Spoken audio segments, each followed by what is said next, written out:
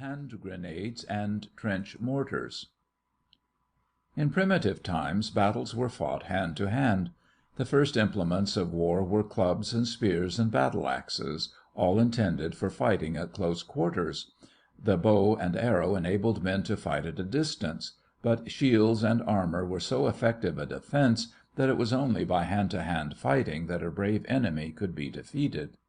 Even the invention of gunpowder did not separate the combatants permanently, for although it was possible to hurl missiles at a great distance, cannon were so slow in their action that the enemy could rush them between shots. Shoulder firearms also were comparatively slow in the early days and liable to misfire, and it was not until the automatic rifle of recent years was fully developed that soldiers learned to keep their distance. When the great European war started, military authorities had come to look upon war at close quarters as something relegated to bygone days. Even the bayonet was beginning to be thought of little use. Rifles could be charged and fired so rapidly, and machine guns could play such a rapid tattoo of bullets, that it seemed impossible for men to come near enough for hand-to-hand fighting, except at a fearful cost of life. In developing the rifle, every effort was made to increase its range so that it could be used with accuracy at a distance of 1,000 yards and more. But when the Germans, after their retreat in the first battle of the Marne, dug themselves in behind the Aisne, and the French and British too found it necessary to seek shelter from machine gun and rifle fire by burrowing into the ground, it became apparent that while rifles and machine guns could drive the fighting into the ground, they were of little value in continuing the fight after the opposing sides had buried themselves. The trenches were carried close to one another, in some instances being so close that the soldiers could actually hear the conversation of their opponents across the intervening gap. Under such conditions long-distance firearms were of very little practical value. What was needed was a short-distance gun which would get down into the enemy trenches.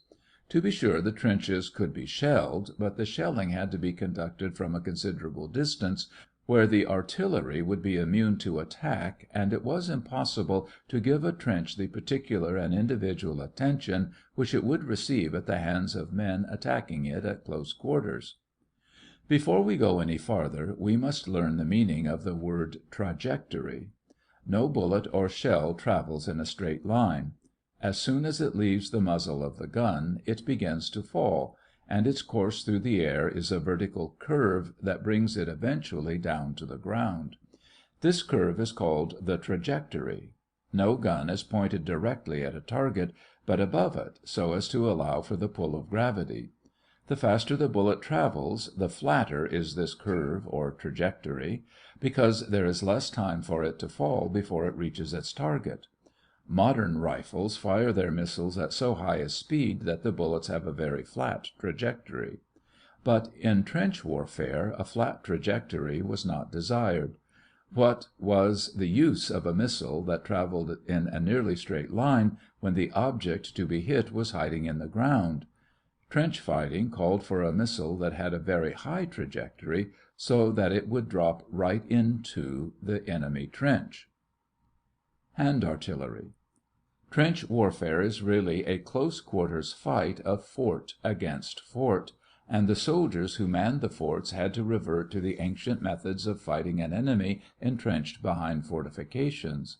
Centuries ago, not long after the first use of gunpowder in war, small explosive missiles were invented which could be thrown by hand. These were originally known as flying mortars. The missile was about the size of an orange or a pomegranate, and it was filled with powder and slugs. A small fuse, which was ignited just before the device was thrown, was timed to explode the missile when it reached the enemy. Because of its size and shape, and because the slugs it contained corresponded in a manner to the pulp-covered seeds with which a pomegranate is filled, the missile was called a grenade. Grenades had fallen out of use in modern warfare, although they had been revived to a small extent in the Russo-Japanese War, and had been used with some success by the Bulgarians and the Turks in the Balkan Wars. and yet they had not been taken very seriously by the military powers of Europe, except Germany. Germany was always on the lookout for any device that might prove useful in war, and when the Germans dug themselves in after the first battle of the Marne, they had great quantities of hand grenades for their men to toss over into the trenches of the Allies. These missiles proved very destructive indeed. They took the place of artillery and were virtually hand-thrown shrapnel.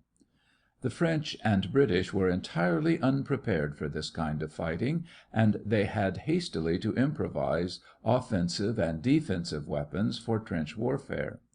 Their hand grenades were at first merely tin cans filled with bits of iron and a high explosive, in which a fuse cord was inserted. The cord was lighted by means of a cigarette, and then the can with its sputtering fuse was thrown into the enemy lines. As time went on and the art of grenade fighting was learned, the first crude missiles were greatly improved upon, and grenades were made in many forms for special service. There was a difference between grenades hurled from sheltered positions and those used in open fighting.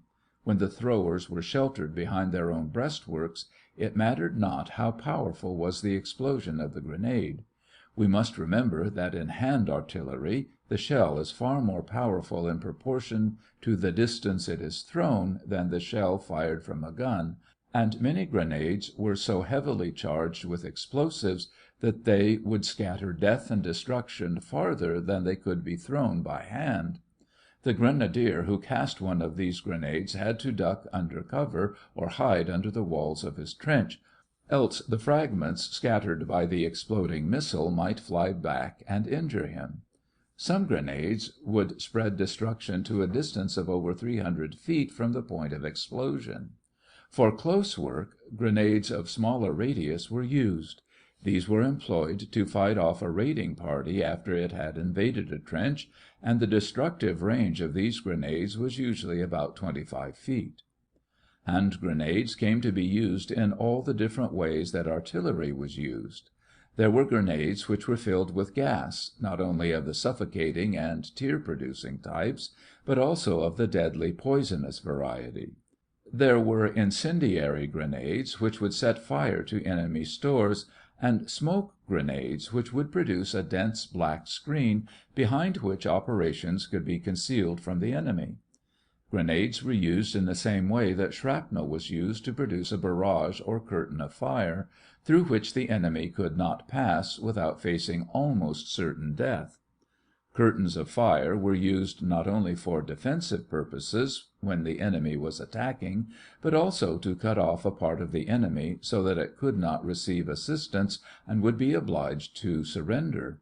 In attacks upon the enemy lines, grenades were used to throw a barrage in advance of the attacking soldiers, so as to sweep the ground ahead clear of the enemy. The French paid particular attention to the training of grenadiers.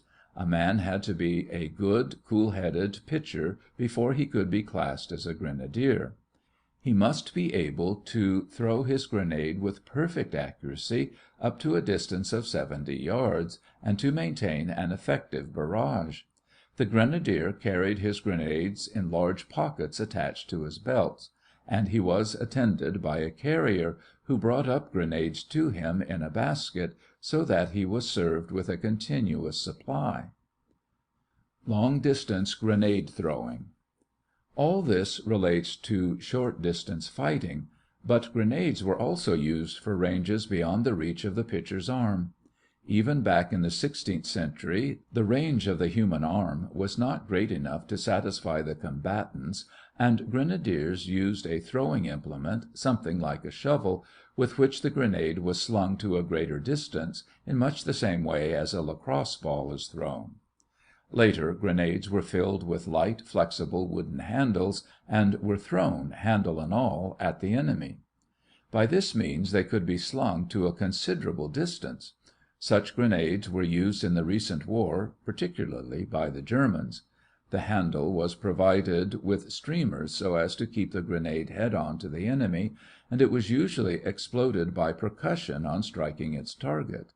These long-handled grenades, however, were clumsy and bulky, and the grenadier required a good deal of elbow room when throwing them. A much better plan was to hurl them with the aid of a gun. A rifle made an excellent short distance mortar. With it grenades could be thrown from 300 to 400 yards. The grenade was fastened on a rod which was inserted in the barrel of the rifle, and then it was fired out of the gun by the explosion of a blank cartridge. The butt of the rifle was rested on the ground, and the rifle was tilted so as to throw the grenade up into the air in the way that a mortar projects its shell. Striking a light. The lighting of the grenade fuses with a cigarette did very well for the early tin can grenades, but the cigarettes were not always handy, particularly in the heat of battle, and something better had to be devised. One scheme was to use a safety match composition on the end of a fuse. This was covered with waxed paper to protect it from the weather. The grenadier wore an armlet covered with a friction composition such as is used on a safety match box. Before the grenade was thrown, the waxed paper was stripped off, and the fuse was lighted by being scratched on the armlet. In another type the fuse was lighted by the twisting of a cap which scratched a match composition on a friction surface. A safety pin kept the cap from turning until the grenadier was ready to throw the grenade. The Mills hand grenade, which proved to be the most popular type used by the British Army, was provided with a lever which was normally strapped down and held by means of a safety pin. Fig. 4 shows a sectional view of this grenade. Just before the missile was thrown, it was seized in the hand so that the lever was held down. Then the safety pin was removed, and when the grenade was thrown, the lever would spring up under the pull of the spring. This would cause the pin to strike the percussion cap, which would light the fuse. The burning fuse would eventually carry the fire to the detonator, which would touch off the main explosive, shattering the shell of the grenade and scattering its fragments in all directions. The shell of the grenade was indented so that it would break easily into a great many small pieces. There were some advantages in using grenades lighted by fuse instead of percussion, and also there were many disadvantages. If too long a time fuse were used, the enemy might catch the grenade as you would catch a baseball and hurl it back before it exploded. This was a hazardous game, but it was often done. Among the different types of grenades which the Germans used was one provided with a parachute, as shown in Fig. 5. The object of the parachute was to keep the head of the grenade toward the enemy, so that when it exploded it would expend its energies forward and would not cast fragments back toward the man who had thrown it. This was a very sensitive grenade, arranged to be fired by percussion, but it was so easily exploded that the firing mechanism was not released until after the grenade had been thrown. In the handle of this grenade there was a bit of cord about 20 feet long. One end of this was attached to a safety needle, while the other end, formed into a loop, was held by the grenadier when he threw the grenade. Not until the missile had reached a height of 12 or 13 feet would the pull of the string withdraw the needle. This would permit a safety hook to drop out of a ring on the side of a striker pellet. When the grenade struck, the pellet would move forward and a pin would strike a cap on the detonator, exploding the missile. This form of safety device was used on a number of German grenades. The British had another scheme for locking the mechanism until after the grenade had traveled some distance through the air. Details of this grenade, which was of the type adopted to be fired from a rifle, are shown in Fig. 6. The striker is retained by a couple of bolts, which in turn are held in place by a sleeve. On the sleeve is a set of wind vanes. As the grenade travels through the air, the wind vanes cause the sleeve to revolve, screwing it down clear of the bolts, which then drop out, permitting the pin to strike the detonator upon impact of the grenade with its target. The Germans had one peculiar type, which was in the shape of a disc. In the disc were 6 tubes, 4 of which carried percussion caps, so that the grenade was sure to explode no matter on which tube it fell. The disc was thrown with the edge up, and it would roll through the air. Another type of grenade was known as the hairbrush grenade, because it had a rectangular body of tin about 6 inches long and 2 3/4 inches wide and deep, which was nailed to a wooden handle. Miniature artillery. Hand artillery was very effective as far as it went, but it had its limitations. Grenades could not be made heavier than 2 pounds in weight if they were to be thrown by hand. In fact, most of them were much lighter than that. If they were fired from a rifle, the range was increased, but the missile could not be made very much heavier. TNT is a very powerful explosive, but there is not room for much of it in a grenade the size of a large lemon. Trench fighting was a duel between forts, and while the hand artillery provided a means of attacking the defenders of a fort, it made no impression on the walls of the fort. It corresponded to shrapnel fire on a miniature scale, and something corresponding to high explosive fire on a small scale was necessary if the opposing fortifications were to be destroyed. To meet this problem, men cast their thoughts back to the primitive artillery of the Romans, who used to hurl great rocks at the enemy with catapults; and the trench fighters actually rigged up catapults with which they hurled heavy bombs at the enemy lines. All sorts of ingenious catapults were built, some modeled after the old Roman machines. In some of these, stout timbers were used as springs; in others there were powerful coil springs. It was not necessary to cast the bombs far. For distant work the regular artillery could be used. What was needed was a short distance gun for heavy missiles, and that is what the catapult was. But the work of the catapult was not really satisfactory. The machine was clumsy, it occupied too much space, and it could not be aimed very accurately.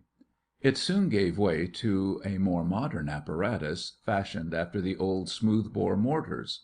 This was a miniature mortar, short and wide-mouthed. A rifled barrel was not required, because, since the missile was not to be hurled far, it was not necessary to set it spinning by means of riflings so as to hold it head on to the wind. Giant pea shooters. Better aim was secured when a longer barreled trench mortar came to be used. In the trench, weight was an important item. There was no room in which to handle heavy guns, and the mortar had to be portable so that it could be carried forward by the infantry in a charge. As the walls of a light barrel might be burst by the shock of exploding powder, compressed air was used instead. The shell was virtually blown out of the gun in the same way that a boy blows missiles out of a pea shooter. That the shell might be kept from tumbling, it was fitted with vanes at the rear. These acted like the feathers of an arrow to hold the missile head on to its course. The French in particular used this type of mortar, and the air pump was used to compress the air that propelled the shell or aerial torpedo, or else the propelling charge was taken from a compressed air tank. Carbon dioxide, the gas used in soda water, is commonly stored in tanks under high pressure, and this gas was sometimes used in place of compressed air. When the gas in the tank was exhausted, the latter could be recharged with air by using a hand pump. 200 or 300 strokes of the pump would give a pressure of 120 to 150 pounds per inch, and would supply enough air to discharge a number of shell. The air was let into the barrel of the mortar in a single puff sufficient to launch the shell, then the tank was cut off at once, so that the air it contained would not escape and go to waste. The Stokes mortar. However, the most useful trench mortar developed during the war was invented by Wilfred Stokes, a British inventor. In this a comparatively slow-acting powder was used to propel the missile, and so a thin-walled barrel could be used. The light Stokes mortar can easily be carried over the shoulder by one man. It has 2 legs, and the barrel itself serves as a third leg, and the mortar stands like a tripod. The 2 legs are adjustable so that the barrel can be inclined to any desired angle. It took but a moment to set up the mortar for action in a trench or shell hole. Curiously enough, there is no breech block, trigger, or fire hole in this mortar. It is fired merely by the dropping of the missile into the mouth of the barrel. The shell carries its own propelling charge, as shown in Fig. 9. This is in the form of rings which are fitted on a stem. At the end of the stem are a detonating cap and a cartridge to ignite the propellant. At the bottom of the mortar barrel there is a steel point known as the anvil. When the shell is dropped into the mortar, the cap strikes the anvil, exploding the cartridge and touching off the propelling charge. The gases formed by the burning charge hurl the shell out of the barrel to a distance of several hundred yards. The first Stokes mortar was made to fire a 3-inch shell, but the mortar grew in size until it could hurl shell of 6-inch and even 8½ inch size. Of course, the larger mortars had to have a very substantial base. They were not so readily portable as the smaller ones, and they could not be carried by one man, but compared with ordinary artillery of the same bore, they were immeasurably lighter and could be brought to advanced positions and set up in a very short time. The larger shell have tail vanes, as shown in Fig. 10, to keep them from tumbling when in flight.